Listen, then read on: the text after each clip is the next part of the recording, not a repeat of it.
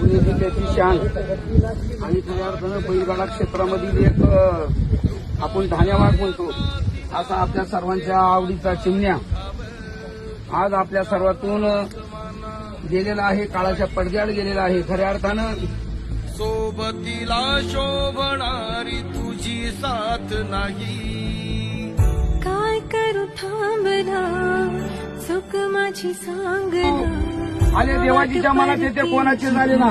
काळाची झडप मोठी होती.